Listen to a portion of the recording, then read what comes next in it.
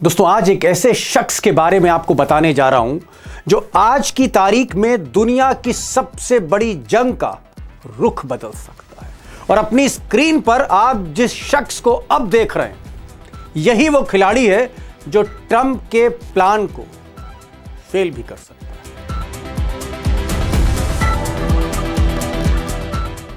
इनका नाम है अली लारिजानी।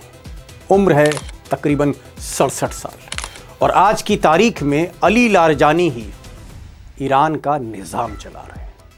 और दोस्तों जो मिसाइलों की ताकत, हाइपरसोनिक मिसाइलों की ताकत आज दुनिया देख रही है, जिन मिसाइलों से इजराइल घबराया हुआ है, उसी मिसाइलों की कामयाबी के पीछे ये आदमी है। और यही नहीं, पिछले महीने जब ईरान में बगावत हुई और ऐसा लगने लगा कि इस आग में देश झुलस जाएगा, तब अली लारिजानी ने सिर्फ 7 दिन में ना सिर्फ इस बगावत की आग को बुझाया, ठंडा किया, बल्कि अली खामनाई को एक नई ताकत दे दी।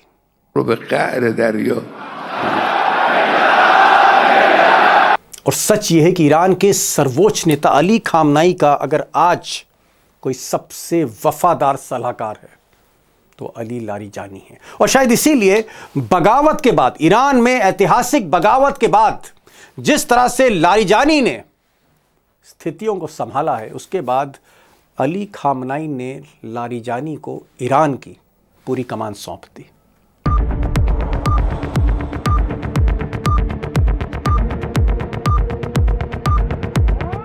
अब जमीनी सच्चाई यह है कि लारिजानी इस वक्त ईरान में राष्ट्रपति पेजेश्कियान से भी ज़्यादा ताकतवर है। उनके पास राष्ट्रपति से ज़्यादा अख्तियार हैं, अधिकार हैं। और अगर आप पावर स्ट्रक्चर देखेंगे ईरान का, जहां खामनाई सुप्रीम लीडर है, डिफेंस से लेकर सब कुछ उन्हीं के अंडर में, कानून तक बना सकते हैं और कैबिनेट को भी कहीं ना कहीं वही अप्रूव करते हैं। सारे बड़े फैसले हों या फिर फौज और विदेश के मामले हों, निज़ाम खामनाई के हाथ में। और खामनाई के ही आशीर्वाद से आज लारिजानी ईरान की मिलिट्री चला रहे हैं, ईरान की गवर्नमेंट चला रहे हैं, ईरान की विदेश नीति भी चला रहे हैं। अब भले ही ईरान की बातचीत अमेरिका से हो रही हो न्यूक्लियर डील को लेकर, वहाँ पर आपको ईरान के विदेश मंत्री अब्बास अराक्ची दिखते हों कैमरे पर बातचीत करते हुए, लेकिन दरअसल पर्दे के पीछे सारी स्ट्रैटेजी, सारी फॉरेन पॉलिसी की मास्टर स्ट्रैटेजी लारिजानी तैयार कर रहे हैं। लारिजानी ही सबसे पहले पुतिन से मिलते हैं, शी जिनपिंग से मिलते हैं, सऊदी अरब के क्राउन प्रिंस मोहम्मद बिन सलमान से मिलते हैं, चाहे वो कतर के राजा हों, चाहे वो ओमान के बादशाह हों। असली स्ट्रैटेजी, असली फ्रीक्वेंसी अली लारिजानी ही तय करते हैं और बाद में उस काम को अंजाम देते हैं अब्बास अराक्ची जैसे विदेश मंत्री। यानी कहीं ना कहीं जो मास्टर स्ट्रैटेजिस्ट हैं फॉरेन पॉलिसी में युद्ध के समय, वो लारिजानी ही है, खामनाई के निर्देश पर। अब दोस्तों इस वक्त जो हालात हैं मिडिल ईस्ट के, उसमें हम ये कह सकते हैं कि किसी भी वक्त ईरान पर हमला हो सकता है। बार बार इस बात के संकेत हमको ट्रंप से मिले हैं, हमको इजराइल से मिले हैं और ईरान भी पूरी तैयारी कर रहा है। न्यूयॉर्क टाइम्स की एक रिपोर्ट है और बड़ी चर्चित रिपोर्ट है, कल ही प्रकाशित हुई है, जिसमें कहा गया है कि अली खामनाई ने जंग की सारी तैयारी, सारा कोऑर्डिनेशन, एडमिनिस्ट्रेशन लारिजानी के हाथ में दे रखा है। और लारिजानी पे जो सबसे बड़ी रिस्पॉन्सिबिलिटी है वो ये है कि जिस वक्त ईरान युद्ध में जाएगा, उस वक्त ना सिर्फ वो मिलिट्री कोऑर्डिनेट्स देखेंगे, मिलिट्री के साथ कोऑर्डिनेट करेंगे, यानी एयरफोर्स, आर्मी और नेवी के साथ कोऑर्डिनेट करेंगे अली लारिजानी, बल्कि ईरान के अंदर कोई बगावत ना हो, ईरान के अंदर कुछ गड़बड़ मोसाद ना कर दे। इसलिए सारा इंटरनल मैनेजमेंट ड्यूरिंग वॉर, युद्ध के समय, वो भी लारिजानी ही संभालेंगे। अब लारिजानी ने ईरान को एक और बड़ी, आप कह सकते हैं, गिफ्ट दी, और वो गिफ्ट थी चाइना के साथ $25 बिलियन की डील। अब ये जो डील हुई, इसमें बहुत सा मिलिट्री इक्विपमेंट और मटेरियल चाइना से ईरान आने लगा और पिछले 6-7 महीने में ईरान ने इस मटेरियल और टेक्नोलॉजी की वजह से अपनी मिसाइल को 10 गुना ज़्यादा ताकतवर कर दिया। और पिछले कुछ महीनों में बार बार जो ईरान का एयर स्पेस रोक दिया जाता था, तो लारिजानी की जो लैब थी कोई ना कोई नई मिसाइल टेस्ट कर रही होती थी। और कुछ ऐसी मिसाइलें हैं जिनकी स्पीड आज की तारीख में 15,000 20,000 किलोमीटर प्रति घंटा है, जो 12 मिनट के अंदर तेहरान से इजराइल पहुंच सकती है। इस खेल के पीछे भी लारीजानी है। अब दोस्तों, इसमें कोई शक नहीं कि लारीजानी का इस वक्त जो प्रोफाइल है, जो जिम्मेदारियां हैं, जिस तरह से ईरान की सारी लगाम उनके हाथ में है और जिस तरह से खामनाई जो सर्वोच्च नेता हैं, सुप्रीम लीडर, उन पर पूरी तरह से एतबार कर रहे हैं। सवाल यह है कि क्या लारीजानी की जो स्ट्रैटेजी है, जिस बिसात पर जंग लड़ी जा रही है, क्या वहां पर ट्रंप का प्लान फेल कर सकते हैं लारीजानी? क्या जंग का रुख बदल सकते हैं? और क्या क्या करने जा रहे हैं वो, और क्या क्या जिम्मेदारियां? मान लीजिए कि अली खामनाई पर अटैक कर देता है अमेरिका, जो हो सकता है, उसके बाद ईरान में जो इस्लामिक रिजीम है, जो निज़ाम है, आगे कैसे चलेगा? ये भी एक बड़ा सवाल है। इसी को लेकर मैंने आज अमरीश मिश्रा जी से कई सवाल किए हैं। अमरीश मिश्रा इसलिए इम्पॉर्टेंट हैं कि पिछले महीने जब ये बगावत हो रही थी, वो तेहरान में थे और उनकी मुलाकात लारीजानी के करीबी लोगों से हुई, उनकी मुलाकात खामनाई के सलाहकारों से हुई। अंदर की बहुत सी बातें जानते हैं। मुझे लगता है आपने मुझे सुना, अमरीश मिश्रा को भी सुनिए। अमरीश जी, आप तो पिछले ही महीने ईरान में थे और वहां पर आपने बहुत करीब से वहां के एडमिनिस्ट्रेशन को, सरकार को देखा। आप इमाम खामनाई के सलाहकारों से भी मिले, आप वहां के बड़े बड़े संपादकों से भी मिले। ये जो स्क्रीन पर आप तस्वीर इस वक्त देख रहे हैं, अली लारीजानी, ऐसा कहा जा रहा है कि आज की तारीख में ईरान की लगाम इन्हीं के हाथ में और खामनाई के सबसे ज्यादा वफादार हैं। क्या ये सच बात है कि अली लारीजानी ही आज की तारीख में ईरान चला रहे हैं? ये दीपक जी मेरे ख्याल से काफी हद तक सच है, क्योंकि अली लारीजानी इस समय सुप्रीम नेशनल सिक्योरिटी काउंसिल, उसके वो चीफ है। अब भारत में जैसे अजीत डोवल है, अब यहां पर एक तिकड़ी दिखाई पड़ती है मोदी, शाह, डोवल। अब आप सोचिए कि वो इस, और ये जो अपॉइंट हुए हैं अली लारीजानी, ये प्रोटेस्ट के बाद हुए। नेशनल जो उनकी सुप्रीम काउंसिल है, सिक्योरिटी काउंसिल, उसके हेड, और इन्होंने जिस तरह से प्रोटेस्ट हैंडल किया, और क्योंकि प्रोटेस्ट में एक समय यह आ गया था कि जो पॉलिटिकल लीडरशिप है उसने हथियार डाल दिए थे। पेजेश्कियान के नेतृत्व में जो पॉलिटिकल लीडरशिप है, जो प्रेसिडेंट है, आप कह रहे हैं कि जो ईरान के प्रेसिडेंट हैं वो कहीं ना कहीं हथियार डाल चुके थे, वो फेल हो चुके थे।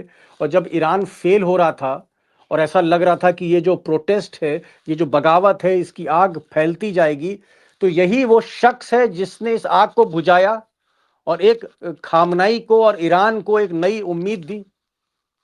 बिल्कुल। देखिए, लारीजानी में जो खास बात यह है कि वो सैनिक बैकग्राउंड के हैं, इलीट फैमिली से है। बल्कि तीन बातें: सैनिक बैकग्राउंड, इलीट फैमिली, और उसके साथ साथ उनका पॉलिटिकल एक्सपीरियंस।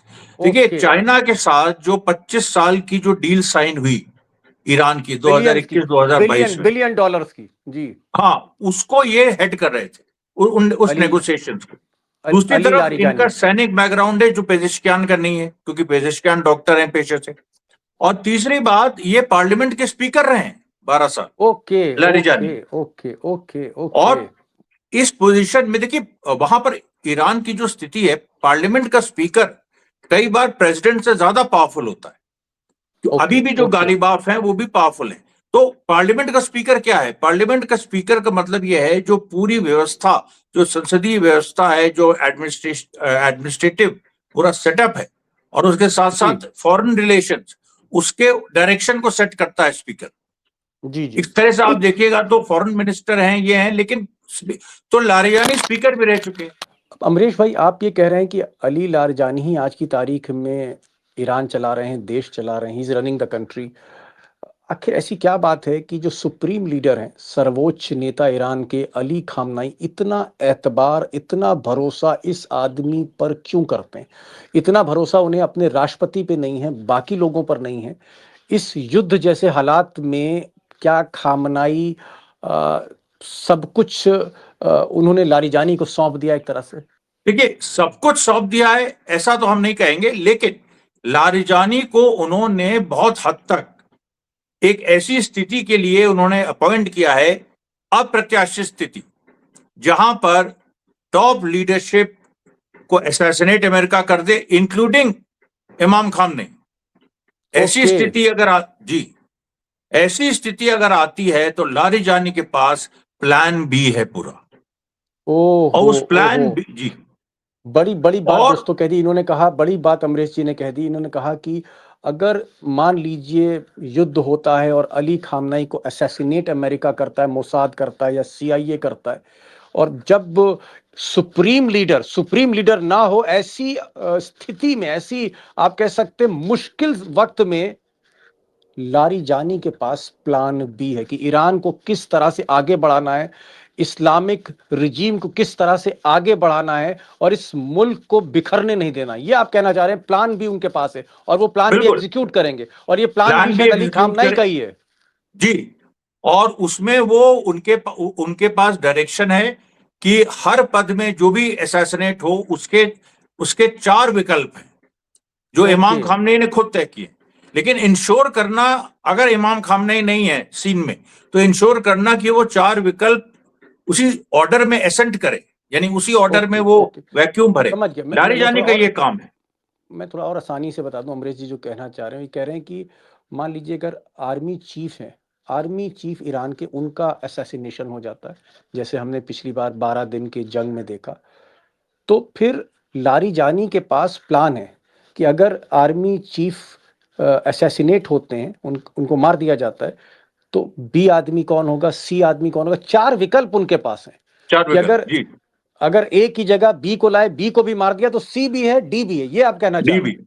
बिल्कुल इतना बिल्कुल जबरदस्त बैकअप प्लान है उनके पास। बिल्कुल। और उसको इंश्योर करना कि ये हो, अगर मतलब इमाम आप ये खामनेई कहना, नहीं है तो एक उसको मिनट इंश्योर एक करना। मिनट अमरीश भाई, इसका मतलब ये हुआ कि ना सिर्फ वफादार हैं, ना सिर्फ मास्टर स्ट्रेटेजिस्ट हैं, राजदार भी हैं। इस वक्त राजदार भी हैं अली खामनाई के ये लारिजानी।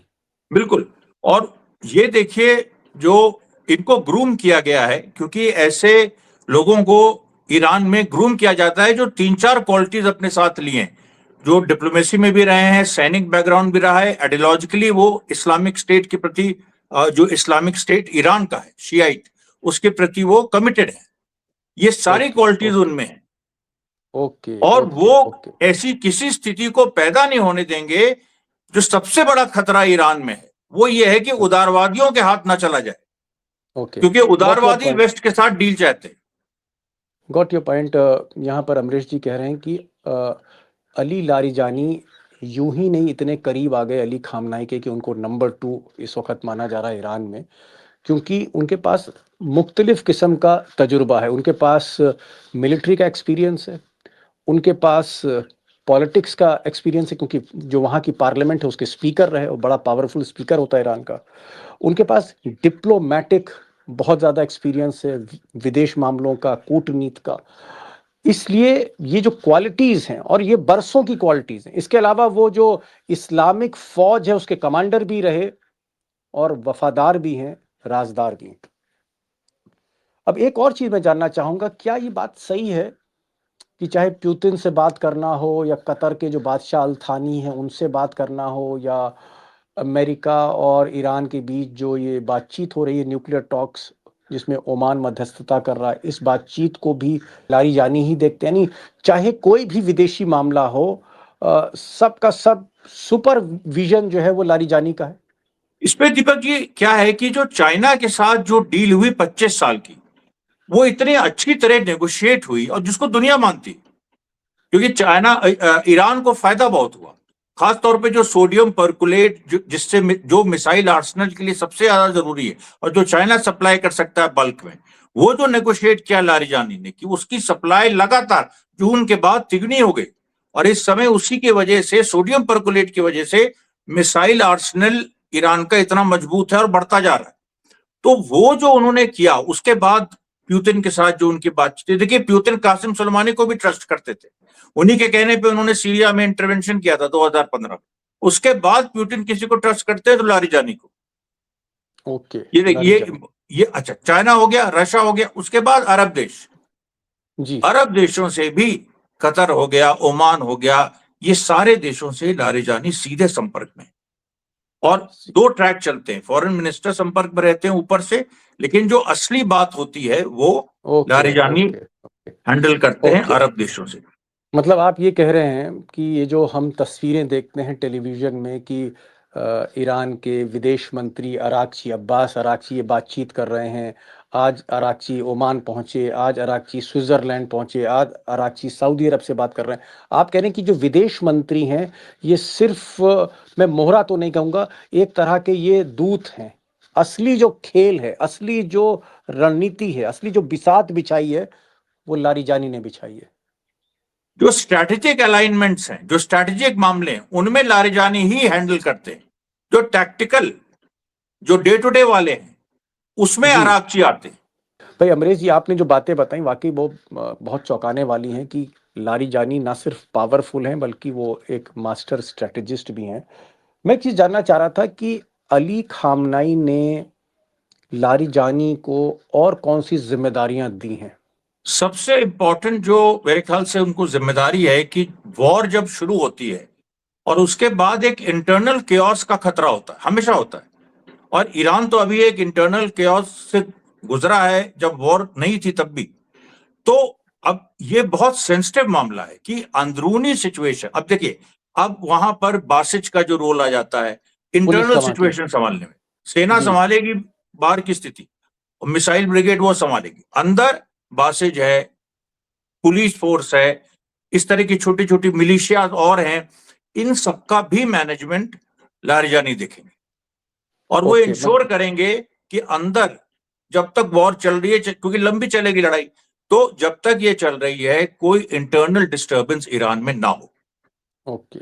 बड़ी बात यहाँ पर फिर अमरीश जी ने कही कि भाई ये जो आदमी है, युद्ध के समय लारिजानी जो है देश चलता रहे, हर चीज़ चाहे खाद्य सामग्री है, चाहे पेट्रोल है, चाहे स्कूल कॉलेजेस हैं, जो भी एक सरकार का जो भी रूटीन एडमिनिस्ट्रेशन है वो चलता रहे, थाना पुलिस कचहरी सब चलती रहे। तो इंटरनल मैनेजमेंट करेंगे, उसकी प्लानिंग इनके हाथ में रहेगी, युद्ध के समय देश चलता रहे। और दूसरा ये कह रहे हैं कि भाई युद्ध होगा तो उसकी भी स्ट्रैटेजी वो भी कोऑर्डिनेट करेंगे मिलिट्री कमांडर्स के साथ। यानी आप कह सकते हैं कि जो सर्वोच्च नेता अली खामनाई हैं उनके इशारों पर काम करेंगे, और जो अली खामनाई चाहते हैं, जो उनका प्लान है, उसको ये एग्जीक्यूट करेंगे। एक चीज़ मैं और जानना चाह रहा था, ये जो पिछले 5-6 महीने में अमरीश भाई ईरान का जो एयर स्पेस बार बार बंद कर दिया जाता था, कोई जहाज़ ईरान के ऊपर से उड़ नहीं सकता था, 5 घंटे के लिए, 6 घंटे के लिए एयर स्पेस बंद है। और फिर हमें पता लगता था कि ईरान कोई नई मिसाइल टेस्ट कर रहा है, हाई स्पीड मिसाइल टेस्ट कर रहा है, लॉन्ग डिस्टेंस की मिसाइल टेस्ट कर रहा है। क्या ये जो मिसाइल टेस्ट होती रही पिछले 6-7 महीने में, जिस मिसाइल ताकत से नेतन्याहू घबराए हैं, ट्रंप घबराए, क्या ये जो मिसाइल की ताकत है इसके पीछे भी यही आदमी है लारिजानी? बिल्कुल, देखिए, लारिजानी जो हैं वो एक तो मिसाइल को समझते हैं, वो खुद सेना में रहे थे, एरोस्पेस जो डिवीजन है उसको भी समझते हैं।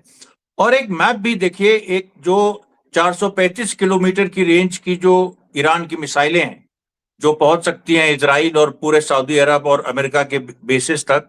और फिर जो दूसरा रेंज है 1240 किलोमीटर वाला, जहां पर जिबौती वगैरह अफ्रीका तक भी पहुंच सकती है।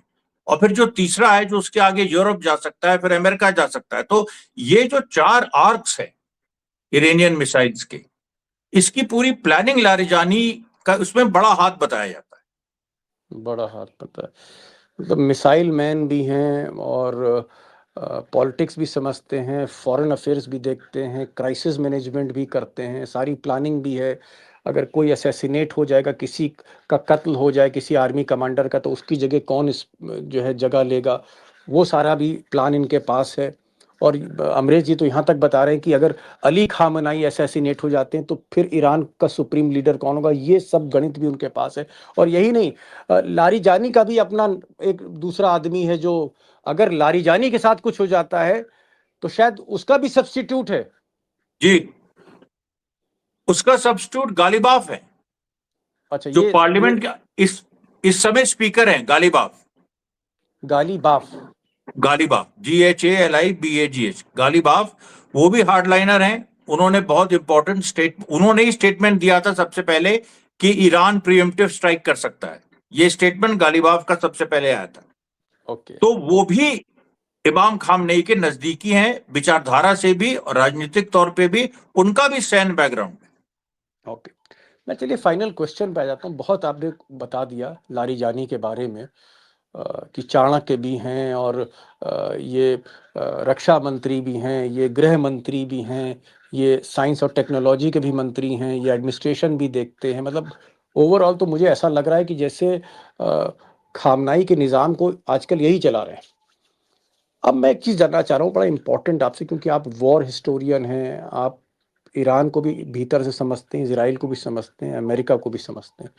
क्या मैं ये मानूं कि ट्रम्प जिस वक्त युद्ध करेंगे, ट्रम्प की जो प्लानिंग होगी, इजराइल की जो प्लानिंग होगी, उस प्लान को क्या ये आदमी जिसको आप मास्टर स्ट्रेटेजिस्ट कह रहे हैं, क्या ये आदमी के पास कुवत है, ये दिमाग है इसके आदमी के पास कि ये ट्रम्प के प्लान को फेल कर सकता है, शॉक दे सकता है ये इजराइल को, अमेरिका? देखिए, इस आदमी के पास केवल यही दिमाग नहीं है, इस आदमी के पास ये भी दिमाग है कि ईरान को डिफेंड कर सकता है और एग्रेशन।